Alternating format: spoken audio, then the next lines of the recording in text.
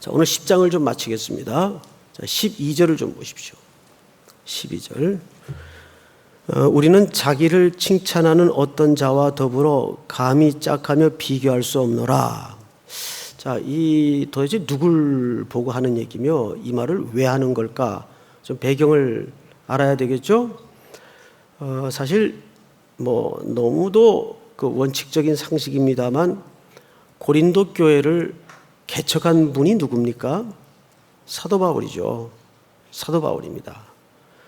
사도 바울이 떠난 이후에 그 지역에 돌아다니는 거짓 교사들이 들어와서 교회 주인 노릇을 하기 시작합니다. 말하자면 사람의 영향력을 누룩처럼 퍼뜨리고 또 외모와 외형을 중시하는 일들이 벌어집니다. 그래서 우리가 지난주에는 바울이 이 모든 교회 안에 자리 잡고 있는 세속적이고도 인본주의적인 내용들을 어떻게 전략을 가지고 격파해 나가는가. 먼저 뭘 무너뜨린다 그랬죠? 견고한 진을 무너뜨리는 거예요. 근데 그 무기는 결국 하나밖에 없어요. 복음입니다. 그렇게 믿습니까, 여러분? 복음이에요. 그래서 바울이 오늘은 사실 그 대상자들에 대해서 정확하게 초점을 맞추어서 이야기를 합니다. 남이 터 위에 또 털을 닦는 자들을 향한 고발이에요. 어떤 교회에 이제 새로 담임 목사님이 부임을 했어요. 그 교회는 원로 목사님이 오랜 세월 성도들하고 정말 우리나라 힘들고 어려울 때 같이 고생을 해서 이렇게 일군 교회입니다. 그러니까 이 교인들이 교회에 대한 충성심이라는 것은 뭐 생명처럼 사랑하죠. 이제 그런 교회에 이제 새로운 담임 목사님이 부임을 해오셨어요. 근데 이분이 좀 지혜롭질 못했습니다.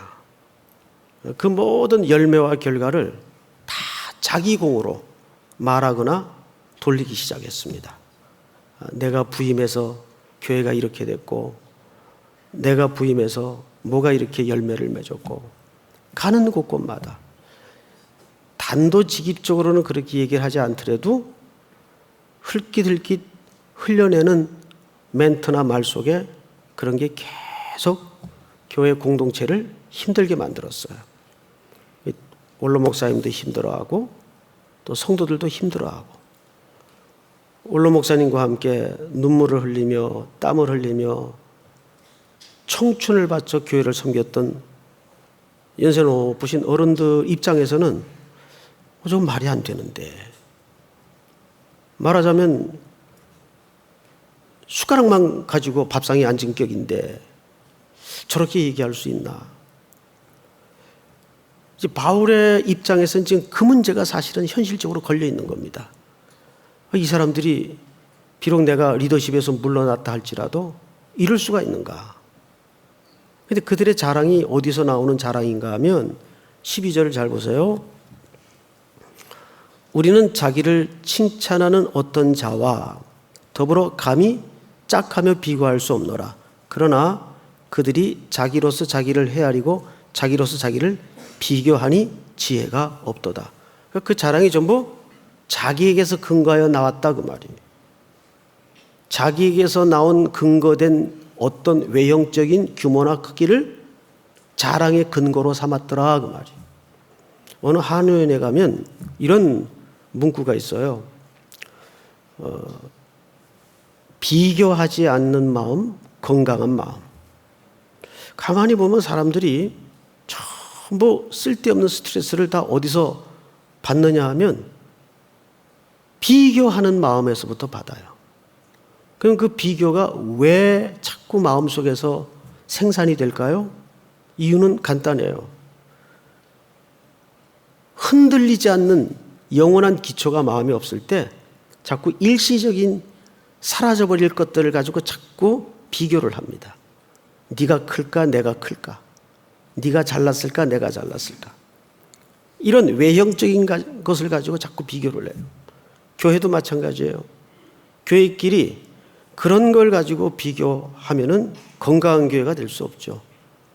정말 건강한 교회의 기준이라는 것은 교회의 숫자나 무슨 담임 목사의 무슨 학력이나 또는 재정의 규모가 건강한 교회의 기준이 되어서는 큰일 납니다. 규모가 어떠하든 건강한 교회의 기준은 정말 겸손하게 온 교회가 그리스도 앞에 복종할 수 있는가, 그리고 그리스도 앞에 순종하여 겸손할 수 있는가.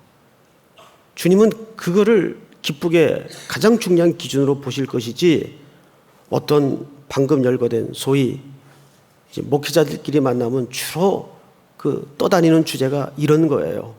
몇 명 출석하냐, 재정 1년 예산과 결산은 얼마냐, 뭐 이런 거예요. 너에게 누가 유명한 사람이 나오냐. 우리에겐 다 유명한 사람들이에요. 다 이름들이 있으니까 유명하죠. 네? 그런 식으로 교회의 실력을 비교한다면 세상의 자랑과 다를 게 뭐가 있어요. 그래서 바울은 그런 걸로 나는 비교할 수가 없다. 12절에서 딱 잘라 얘기를 하죠. 그리고 이제 13절을 한번 보십시다. 13절 한번 같이 읽어볼까요? 시작. 그러나 우리는 불기상의 자랑을 하지 않고 오직 하나님이 우리에게 나누어주신 그 범위의 한계를 따라 하노니 곧 너에게까지 이른 것이라. 한번 따라서 하십시다. 나는 한계가 있어도 복음은 한계를 넘는다. 이 말을 이렇게 곡해하거나 오해해서는 안 됩니다. 나는 부족하지만, 잘 들으세요. 나는 부족하지만 복음은 능력이 있기 때문에 나의 연약함을 훨씬 더 복되게 만들 수 있다, 이 얘기가 아니에요. 오히려 성경에는 자기 분량과 한계를 철저히 지켜냄으로써 하나님의 의도를 100% 드러내는 인물들이 굉장히 많습니다. 대표적인 예로 예레미야예요. 예레미야는 시대 앞에, 특별히 환난 고난이 가득한 시대 앞에 부름을 받았는데 그의 역할은 망신당하고 체포되고 쫓겨나고 모멸당하고 이런 역할을 맡았어요. 근데 그 역할을 끝까지 잘했어요. 그게 하나님이 예레미야에게 부어주신 한계예요. 그럼으로써 뭐가 드러났다고요? 하나님의 계획이 지경을 넘어 이루어질 수 있었다고요. 쉽지 않죠? 여기서 말하는 의도는 그겁니다. 복음이 능력이 있기 때문에 내가 연약하지만 모든 걸 할 수 있다, 이런 차원에서의 자기 한계를 얘기하는 게 아니에요. 하나님은 선지자들에게도 시대마다 그가 그 한계를 정하고 서 있을 수 있는 자리를 정하셨어요. 넌 이 시대에 이 역할을 맡아 여기 서 있어라. 모초병이에요. 저희들도 마찬가지예요. 내가 얼마나 힘드냐, 얼마나 창피를 당하냐, 그렇게 중요하지 않아요. 문제는 나로 하여금 하나님께서 어떤 삶의 현장에 너 이 역할을 맡아 여기 그대로 서 있어라. 그래야 내 뜻이 지경을 넘을 수 있다. 그럼 그 역할 거기 서 있는 거예요. 그래서 고린도전서 4장에 보면 고린도 교회 성도들에게 사도 바울이 뭐라고 얘기하죠? 충성이라는 주제를 꺼내는데 맡은 자라는 정의를 내립니다. 충성은 뭐냐? 맡은 자이다. 내가 하고 싶은 일을 하는 게 아니에요. 교회는 차지 이 경계선이 허물어지면, 자기 한계가 허물어지면 지도자의 의욕이 마치 교회가 하고자 하는 비전인 양 서로 섞어질 수가 있어요. 이게 제일 두려워요. 그래서 항상 교회 일꾼들은 예수님 발 앞에 하나님 뒤에 바짝 서서 그분이 스텝 밟는 것만 보고 따라가야 돼요. 그래서 사도 바울이 고린도전서 4장에서 아주 중요한 힌트 하나를 이렇게 남겨놓습니다. 앞으로 넘겨서 4장을 한번 열어볼까요? 고린도전서 4장. 4장을 보시면 이렇게 되어 있습니다. 좀 교독을 합니다. 1절부터. 사람이 마땅히 우리를 그리스도의 일꾼이요 하나님의 비밀을 맡은 자로 여길지어다. 여기 비밀이라는 말은 미세테리온인데 경륜이란 뜻입니다. 그렇다면 이 말은 그저 말씀을 전하는 하나님의 말씀 선포자들에게 주시는 말씀이 아니고 모든 이 시대의 성도들에게 주시는 말씀이에요. 자, 경륜을 저희들만 맡았습니까? 여러분들도 경륜을 맡은 자들입니까? 여러분들도 경륜을 맡은 자들이죠. 당연히. 미세테리온이라는 말은 하나님의 비밀이라고 표현되어 있지만 하나님의 경륜을 맡았다 그 말이에요. 자, 그런데 비밀을 뭐한 자로 여길지어다? 예, 여러분들이 비밀을 꿈꾸는 게 아니고 비밀을 맡은 자예요. 믿습니까? 맡은 자예요. 그리고 2절을 보세요. 그리고 맡은 자들에게 구할 것이 뭐예요? 충성이죠. 이 얘기를 뜬금없이 4장쯤 왜 할까요? 이유가 있어요. 고린도 교회가 분란으로 성도들이 점점 하나님이 맡긴 일을 나 안 해, 너 다 해. 나 그만둘래. 은혜도 못 받고 이게 뭐 하는 짓이야. 그거 다 내려놓기 시작합니다. 존심 상해 못 하겠어. 김 집사 너 혼자 다 해. 이런 일이 자꾸 벌어지는 거예요. 그래서 사도 바울이 편지 속에 그 얘기를 하는 겁니다. 맡은 자들에게 구할 것은 충성이니라. 왜 나를 그 시대 그 위치에 세웠는진 해석도 설득도 이해도 안 되지만 그냥 세워놓았으니 거기 서 있는 거예요. 그게 충성이에요. 충성을 하면 무슨 보상을 준다 이런 약속도 없어요. 그건 주님 몫이에요. 내가 기대하거나 바랄 몫이 아닙니다. 믿습니까? 그리고 성경을 잘 보세요. 3절. 너희에게나 다른 사람에게나 판단받는 것이 내게는 매우 작은 일이라. 나도 나를 판단하지 아니하노니. 이 중요한 얘기입니다.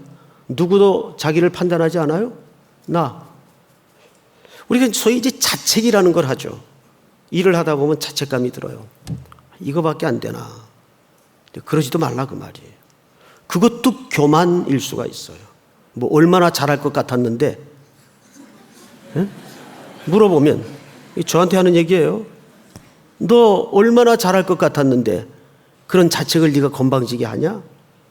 그런 마음이 들더라고요. 뭐 대단히 잘할 것 같았어요? 착각이었어요. 그래서 나도 나를 판단하지 않는다. 그리고 성경을 잘 보세요. 아직 결론이 안 나왔어요. 4절. 다 같이 한번 읽겠습니다. 시작. 또 깨닫지 못하나 이로 말미암아 의롭다함을 얻지 못하노라. 다만 나를 심판하실 이는 주시니라. 예. 나도 나를 판단하지 않으니까 내 안에 자책할 것도 내가 함부로 규정할 수 없다. 오직 누구만이 그것을 판단할 수 있다는 얘기죠? 주만이. 주만이 그것을 판단할 수 있다고요. 그 성경을 잘 보세요. 5절.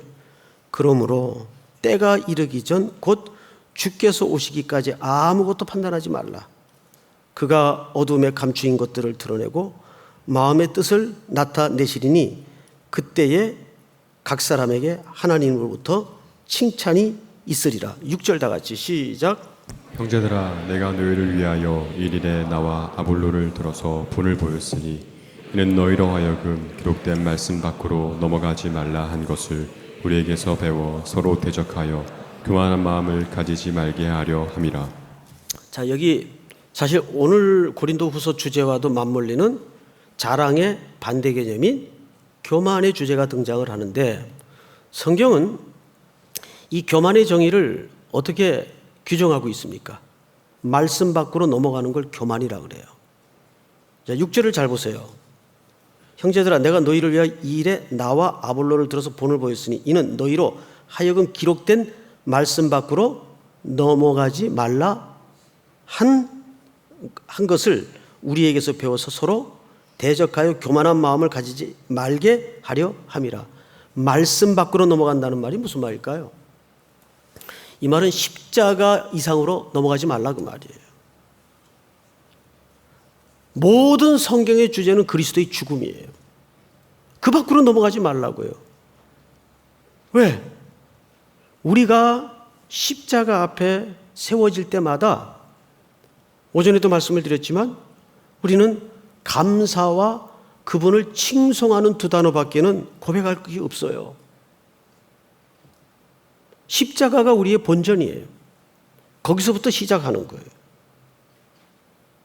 왜 그 십자가 사건이 이 역사 속에 발생했는가를 나를 기준으로 한번 생각해 보면 실망할 것도 자책할 것도 판단할 것도 없어진다는 얘기예요. 그 말씀 밖으로 넘어가지 마라. 오직 그것은 하나님이 정하신 한계 안에 머물러 있으면 된다.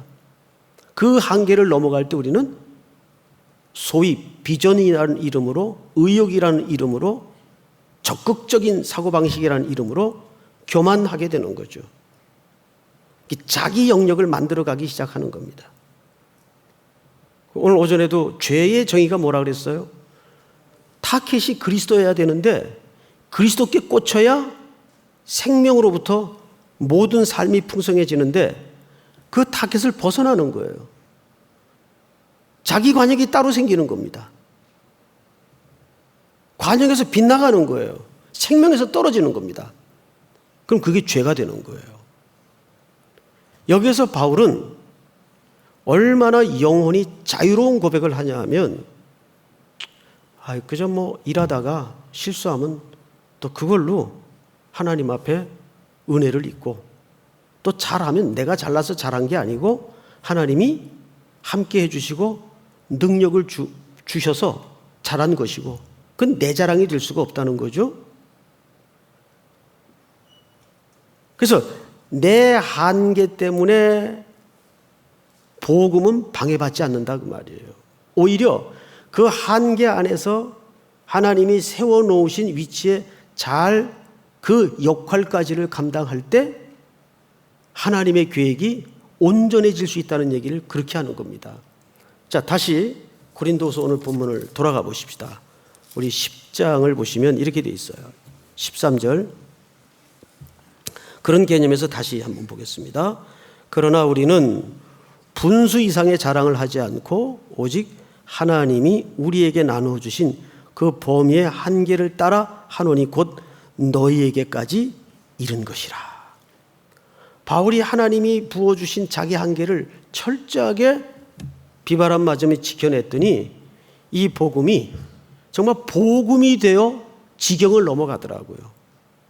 사람의 영향력이 소개되고 사람의 파워풀한 이미지가 소개되는 게 아니라 복음만 넘어가더라고요. 그래서 어쩌면 지난주 좀 쭉 구식으로 설명을 드렸던 바울의 그 환영받지 못할 외모까지도 사실은 어떤 의미에서 복음의 이기가 된 겁니다. 사람은 별로 기억이 안 나요. 근데 그가 전한 복음이 지경을 넘어가더라고요. 그러면 됐죠. 그러면 된 거 아니에요? 삼일교회 이름이 날 이유도 없고 삼일교회 누구의 명성이 높아질 이유도 없어요. 이런 인위적이고 인본적인 자랑이 득세하기 시작할 때 은과 금의 위력이 자리를 잡기 시작하는 겁니다. 가장 정결한 교회는 죄가 없는 교회가 아니라 허물이 많을지라도 주님만 바라는 시선을 거두지 않은 교회가 가장 정결한 교회입니다. 울며 징징거리면서라도 주님밖에 없습니다. 우리 교회 긍휼히 여겨주세요. 우리 교회 불쌍히 여겨주세요.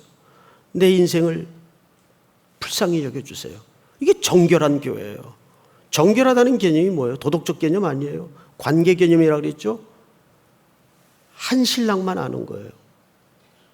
그리스도만 내 신랑이라는 걸 분초를 깨어서라도 고백하는 태도를 정결하다고 하는 겁니다. 믿습니까? 바울은 그거 외엔 관심이 없어요. 어떤 의미에서는 참 맹꽁이처럼 단순한 의식구조를 갖고 있어요. 사실 단순해야 돼요. 이거 어리석음의 비슷한 단순함을 말하는 게 아니에요. 심플 라이프, 심플 마인드. 누가 뭐라 그러면 호로록, 누가 또 조금 칭찬하면 빠끔해가지고 그러지 마세요. 나는 항상 우리 교회 간사들 보고 용기를 얻어요. 우리 그 일반 성도들도 이제 간사를 겪었고 잘 아시겠지만, 뭐 리더들도 애를 쓰고 진장들은 말할 것도 없고 고생들을 하지만, 이 간사들은 무슨 교회에서 사례가 나와요. 정말 자기 말대로 청춘을 바쳐요. 그게 헛말이 아니잖아요. 청춘 바쳤잖아요. 근데 남는 꼬리표는 일관되게 뭔지를 알죠? 그밖에 없어요. 저는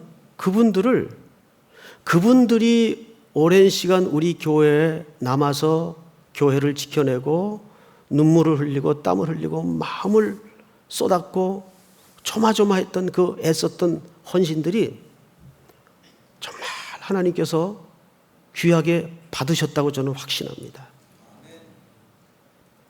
얼마나 힘들었어요, 그들이. 교회가 비바람이 칠 때, 2년간 담임 목사가 부재돼 있을 때, 뭐 공중분해 돼도 이상하지 않을 만큼 서로 힘든 시간을 서로가 견뎌냈지만 우린 그 역할을 잘 감당한 거예요. 정말 어떤 때는 여론의 문매질에 자존심도 상하고 창피하기도 하고, 그러나 묵묵히 성도들은 이렇게 바리새인처럼 15도 고개를 들고 다니지 말고 살짝 고개를 땅으로 향하여 행보를 걷는 연습을 할 필요가 있어요. 왜일까요? 웃으라고 하는 얘기가 아니라 정말 고개를 들 수 없는 죄인들 아닙니까? 우리 모두가. 누가 누구를 탓할 수 없는 다 연결된 책임이 있잖아요. 그렇죠? 그래서 충성은 첫째는 맡은 자예요. 두 번째는 그 일에 끝까지 충성할 수 있는 자입니다. 어떤 경우에도 끝까지 충성할 수 있는 자. 그리고 그 충성의 마지막 세 번째는 뭔지 아십니까? 재밌는 하나님의 다루시는 방식이 하나 있는데, 그건 하나님이 성경에 자신의 그 의도를 여기저기 숨겨놨어요. 이상하게 하나님은 어떤 일을 딱 시켜요. 아목의 교회 이거 해라, 누구에게 이거 해라, 바울에게 이거 해라, 일을 시켜요. 그러면 요즘 내비게이션처럼 하나님이 로드맵을 딱 만들어가지고 이렇게 가고 여기선 이렇게 하고 이건 이렇게 하고 정확하게 매뉴얼을 만들어주면 얼마나 일하기 쉬워요. 매뉴얼이 없어요. 성경에는. 찾아봐요. 성경에는 매뉴얼이 없어요. 그냥 목적만 던져졌지. 그리고 매뉴얼 대신 성경은 뭘 소개하는지 아세요? 하나님이 어떤 분인가? 하나님이 어떤 성품을 가졌는가? 하나님은 뭘 좋아하는가? 하나님이 뭘 싫어하는가? 하나님의 속성과 하나님의 성품에 대해서만 잔뜩 소개를 해놔요. 그리고 일꾼들로 하여금 그 하나님을 신뢰하고 걸어와라 그 말이. 쉽지 않죠? 맞아요. 앞에 가시밭길이 있을지 매뉴얼이라도 주시면 일하기 훨씬 쉬운데, 인생 살아가기 조금 그래도 숨통이 튈 텐데 뭐 모르겠어요. 지뢰밭 나올 수도 있고 갑자기 어느 구름에 폭풍우가 숨겨져 있을 수도 있고. 근데 주님은 항상 나만 바라보고 따라와라 그 말이. 그러면 거기서 우리가 머리가 좋으면 알아채야 될 게 하나 있어요. 그 길을 매뉴얼 없지만 왜 그렇게 일을 그런 식으로 시킬까요?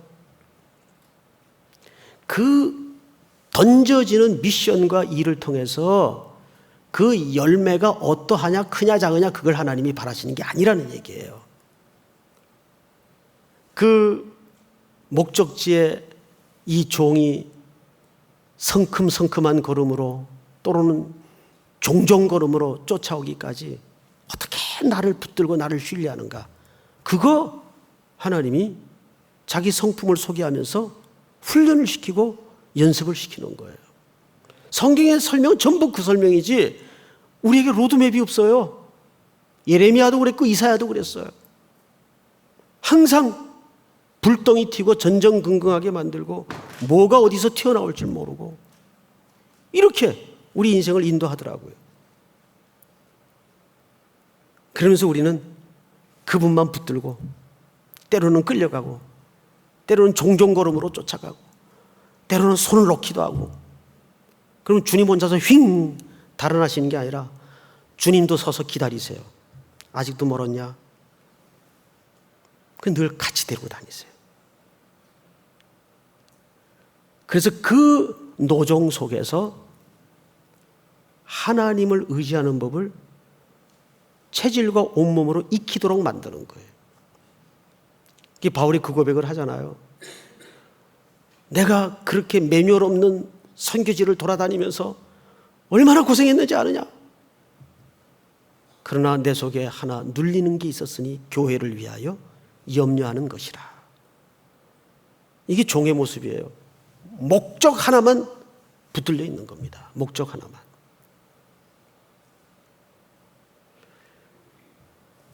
생각을 해보세요. 인생길에 매뉴얼 주어진 적 있습니까? 몰라요. 이번 한 주간도 무슨 일이 벌어질지 몰라요.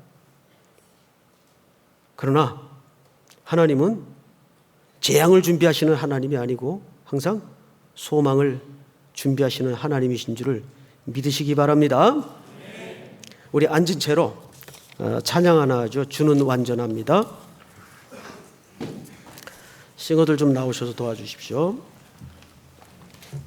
주여 우린 연약합니다.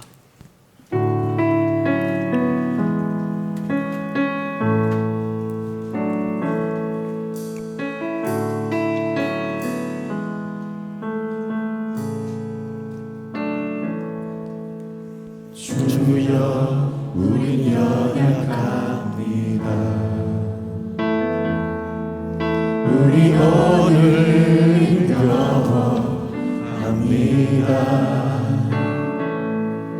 주 뜻 이루어 살기에 부족합니다. 우리 연약합니다. 주여 우리 넘어집니다. 오늘 하루도 실수합니다. 주의 믿는 우리 죄인입니다.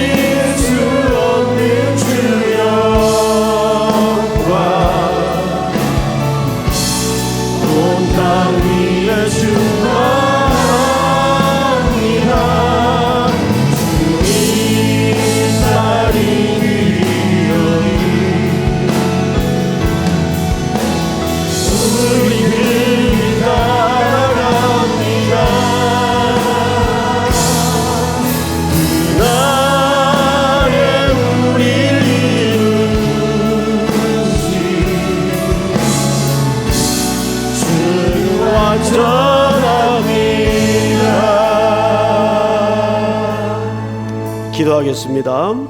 하나님, 은혜를 감사합니다.